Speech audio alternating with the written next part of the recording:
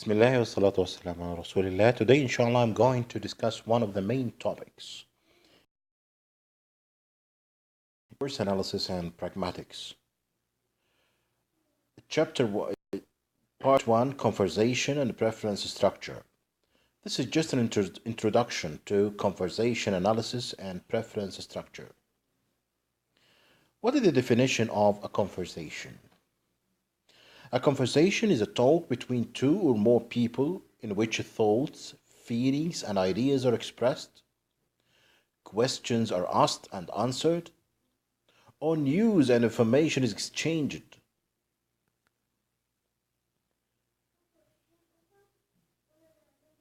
Patterns of conversation. Conversation may have different patterns. However, the basic one is I speak, you speak, I speak, you speak. This is the model or the ideal pattern of conversation. But actually in conversation, we do not usually speak like this. We may have problems in conversation such as pauses, overlapping, and this is what we are going to study. But the ideal conversation is each one has his own turn. Then he gives the floor to the other person or the chance to speak. Okay, so I speak first, then you speak, and then you allow me to speak, and I allow you to speak. So it's a kind of exchanging. After that, I want to focus on the fundamental concepts in conversation analysis. In conversation analysis, in order to analyze conversations, we should know some concepts. Number one, the floor, the turn-taking management, pauses, overlaps, floor holding devices, back channels. Actually, these are very important concepts in analyzing the conversation. We should know these concepts and we should understand how to use these techniques in conversations.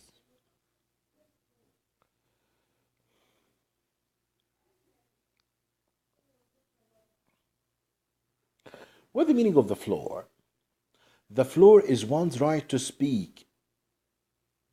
The right to speak, the right to speak in conversation is called the floor. So when I hold the floor, this is the turn. Now I have a turn. Okay, and this is my turn.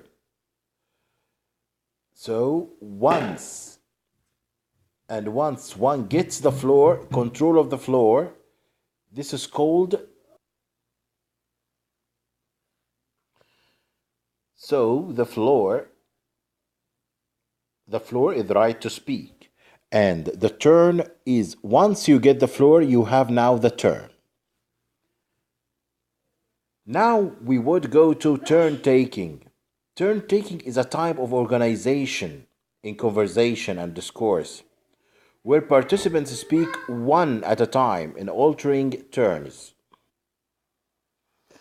So, turn-taking is a type of organization in conversation and discourse where participants speak one at a time in alternating turns. So, if we are more than two, if we are three, four, we need a type of distribution of turns and management of the distribution of these turns. Who would speak first? Who would speak after him? Who would speak after that? Okay? So, this is called turn-taking. Actually, there are two basic systems of turn-taking.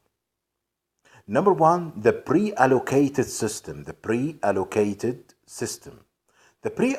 system is some system in conversation where each participant knows when he is going to speak. I'm going to speak first, then he is going to speak second, she's going to speak third, and so on.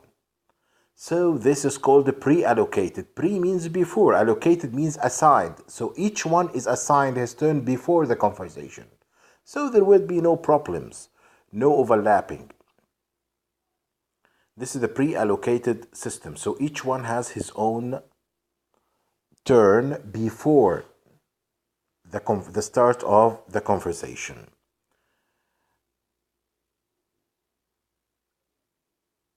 Actually, the assignment of turns here may depend on age, rank, and status.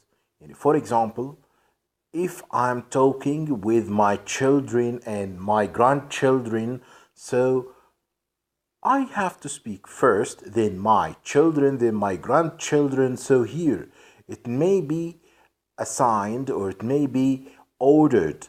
The turns may be ordered according to age. It may be in a conversation between the vice dean and the head of the department and members of the staff. So the arrangement would be like this: the dean first, the vice dean, then the head of the department, then the members of the staff. So we know before the start of our conversation who would speak first, who would follow, who would be after that. So this is called the pre-allocated system. The second system in turn management is called turn-by-turn management. So here the turns are not assigned before the conversation, but we start our conversation and then the speaker can give the floor to another speaker. Okay, so while I'm speaking, when I want to finish, I can choose someone else to answer my question or to complete a point or something like this. So this cannot be decided. This cannot be decided before the conversation. But there are other techniques here. Number one, the speaker plays an important role in choosing the next person to speak. Okay, if he does not choose someone, he may hint. For example, if I'm talking to a doctor and an engineer, and we are talking, three of us are talking, and I talked about the dangers of smoking. Okay, the dangers of smoking on our health. What do you think of the dangers of smoking on our health? Of course, I didn't ask one of them to speak, but the type of the question itself gives a hint to the doctor to speak because it's related to him more than the engineer. Okay, so sometimes the hint can solve this problem. If I don't give a hint and I don't choose anyone to speak after me, the first one to take the floor has the right to hold the floor. It would become his turn. Once he holds the floor, this is his turn. So the first to speak, this is his turn. Okay? This is in case of not choosing someone or not hinting at someone. Okay. What's the meaning of a pause? A pause in conversation, a pause is a short. The pause is inside or within one's turn, okay, not between turns. So while I'm speaking, I may have a pause. This pause does not mean that I have finished, okay? I don't finish my turn, but I'm thinking, I'm hesitating, okay? So it may communicate hesitation or unfamiliarity between two people. So we don't find something to talk about because we're not familiar to each other. So we don't find the suitable topic to talk about.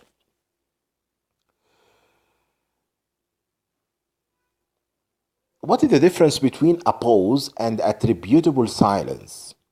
A pause is within one's turn, within your turn. While you are speaking, you may have different pauses or some pauses, okay, to think or to hesitate.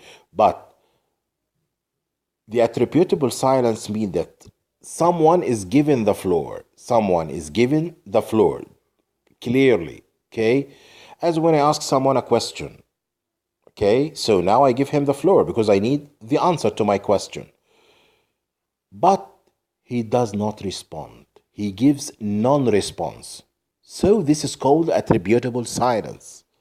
This is called attributable silence because it is attributed to the second speaker because he's given the floor, but he does not respond. Actually, this is very dangerous in conversations because it communicates lack of concern and uninterestedness. Okay, that he's uninterested in what is said. Okay, so it's dangerous. It may kill our conversations. The other side or the other extreme of attributable silence is called overlapping. In attributable silence, no one is speaking. There is no response. There is silence. But in overlapping, more than one speaker, more than one interlocutor try to take the floor, to hold the floor at the same time. Okay, so two speakers, at least two speakers, try to hold the floor at the same time. This is overlapping. Overlapping may communicate a challenge or it may communicate separate. How? For example, if we are three interlocutors, we are three speakers, the first speaker asked me a question, okay? While I am answering, he asked me about, for example, what are the causes of traffic accidents? So I said that the main cause of traffic accidents is using the mobile phone while driving. So the third speaker may overlap with me and say, yes, statistics attest your viewpoint. You are right. So here the overlapping is not to challenge me, is not to take my turn, but he's supporting my opinion. The overlapping here is used for supporting opinion. The second type of overlapping is for a challenge, that someone wants to talk, wants to take the floor, wants to interrupt you, and this can happen in this situation if the third speaker wants to tell something against or not in favor of what I am talking about.